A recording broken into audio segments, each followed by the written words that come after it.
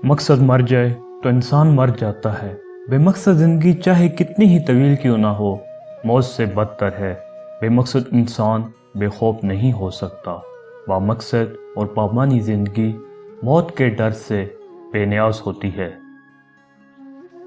पहाड़ की चोटी तक जाने के लिए कितने ही रास्ते हो सकते हैं, लेकिन सफ़र करने वाले के लिए सिर्फ एक ही रास्ता होता है।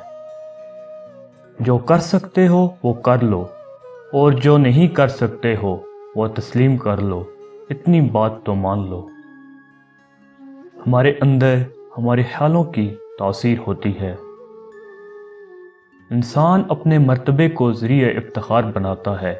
वो समझता है कि वो बड़ा अफसर होकर शायद बड़ा इंसान हो जाएगा। हम देखते हैं कि अजीम इंसान अपने मर्तबों की वजह से नहीं पहचाने गए, उनका किरदार उन्हें अजीम बनाता है। किरदार में गुरूर को सबसे बुरा कहा गया है। सोचने वाला ज़हन और महसूस करने वाला दिल नसीब वालों को अता होते हैं।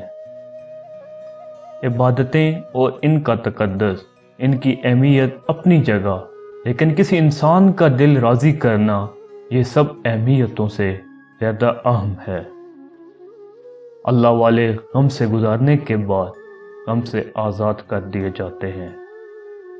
बेसुकूनी तमन्ना का नाम है।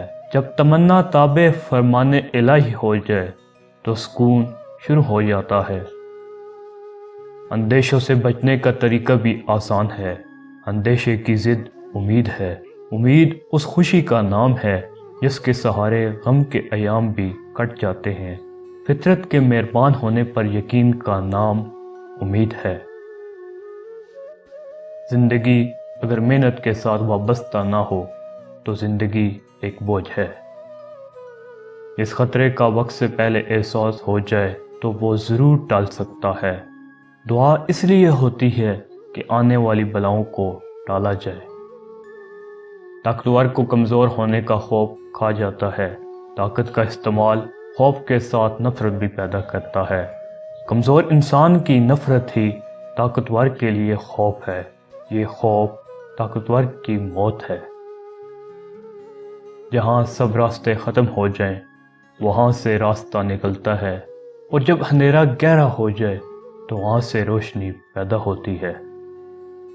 रात का एक वक्त होता है जब अल्लाह ताला पूछता है कि है कोई फरियाद करने वाला, है कोई मांगने वाला, है कोई ज़रूरतमंद, तो वो वक्त होता ही ऐसा है।